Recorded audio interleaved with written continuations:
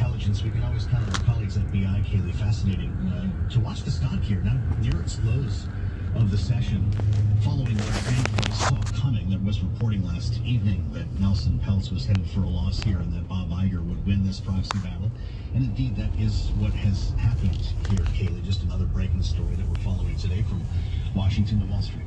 The news never stops, Joe, as always. And of course, the news we were following here in Washington today, in addition to everything that's happening in financial markets and with specific companies, is it is the aftermath of a series of primaries. Debatable to the extent to which further primaries matter when Trump and Biden already have mathematically locked up their respective Republican and Democratic nominations. But still, Wisconsin, Rhode Island, Connecticut, and New York yesterday, those voters made their voices heard, and there may be some troubling signs for both candidates in the results that we saw. And if you're a viewer or listener to this program, this will sound familiar to you. The uncommitted vote for Joe Biden that he has seen certainly through the Midwestern states with an eye on his Israel policy. For Donald Trump, it's been this Nikki Haley vote, kind of a protest vote in disguise, that is really taking form here a little bit more because she, wasn't on the ballot when these states started voting. So we assemble our panel.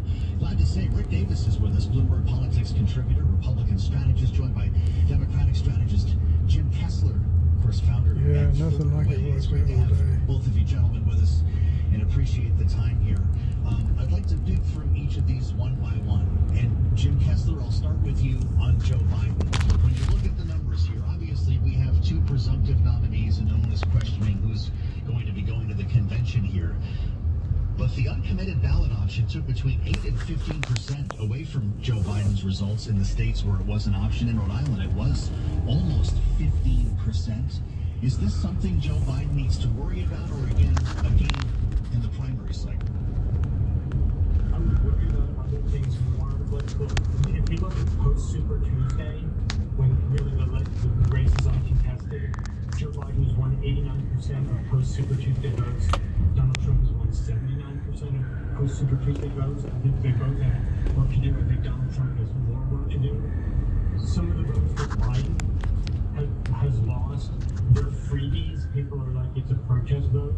I think if Biden is trying to get those votes rather than getting votes in the center, and maybe trying to do better on the border, on crime, on those issues, I think that would be a mistake. I think he's got to aim for the center, and if he loses some votes on the left because of Israel and Hamas, he loses some votes on the left. Well, but Jim, I wonder if when we're thinking about the left, we're thinking about more specific demographics than that, though, when we think about this protest vote, right? And I take your point about how people may view this as a freebie because it's a primary election, not a general one.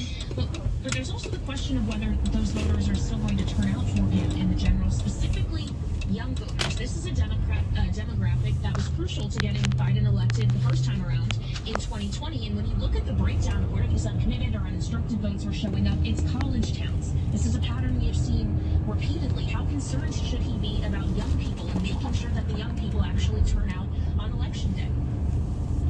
He should be concerned, and he's got a message to send to college students. He's done things on student debt. He's done a lot of things on the environment. He's done things on LGBT issues.